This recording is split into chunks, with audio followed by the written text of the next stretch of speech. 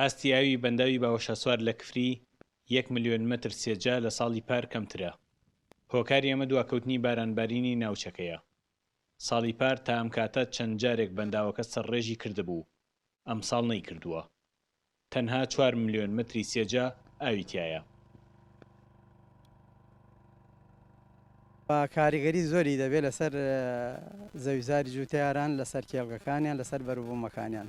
هەروەها کەمی بارانبارین و کەمی ئاو لە بەنداوی باوشاسوارە کاریگەریشی دەبێت لەسەر ئاوی ژێرزەوی و ئەو بیر و کێڵگانەی ئەو بیرانی کە کراوە لە کێڵگەی جوتیارانە ئاستی ئاوەکانشیان دابەزێت. کەمی بارانبارینی ئەم ساڵ لە گرمیاندا نوقڵانەی باش نییە بۆ زەوی و ژینگە و کشتتوکاڵی ناوچەکە. تا ئێستا لە کفری تەنها 56 ملیمونی و بارانباریوە. ساڵی پارتە ئەم کاتە ڕێژەکە 128 ملیمونی و بووە. ئەمە مەترسی لای جوتیاران دروست کردووە.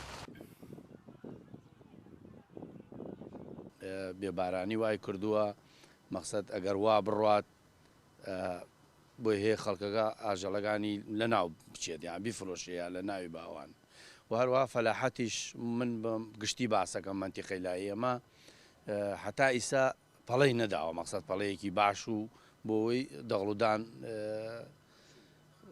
بژێوی بێ مەقسەد ئیسفادەی بێ و سەوز بێ. کەمی ڕێژەی بارانبارینی ئەم ساڵ کاریگەری زۆر هەیە لە زۆر بوارە کەرتی کشتتوکاڵ بە شێوەیەکی گشتی ئەمە یەک کەرتی یعنی کۆبڵی ئەوانەی کە ئاژەڵدارین و ئەوەشی کە نەباتی و ڕۆکی و ئەوانەتانە زۆر زیانیان گەشتووە تا ئێستا کەرتی گەشت و گوزار حتاکو بەڵکو ئاوی شێرزەوی ئاوی سەرزەوی هەمووی زیانی پێگەشتووە.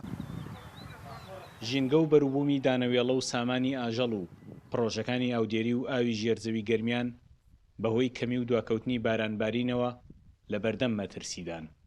هەمووان چاویان لە ئاسمانە و نزای ساڵێکی ئاوەدانی دەخوازن. سامان کەریم کورچات نیوز، کفری.